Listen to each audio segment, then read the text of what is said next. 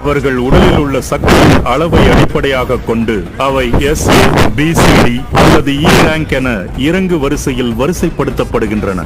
எது எவ்வாறாயினும் இந்த சக்திகள் எழுந்தவுடன் எந்த ஒரு தனிப்பட்ட முயற்சியும் இதற்கு எதிராக அதிக வலிமையை ஏற்படுத்தாது. அதுதான் நிதர்சனம்.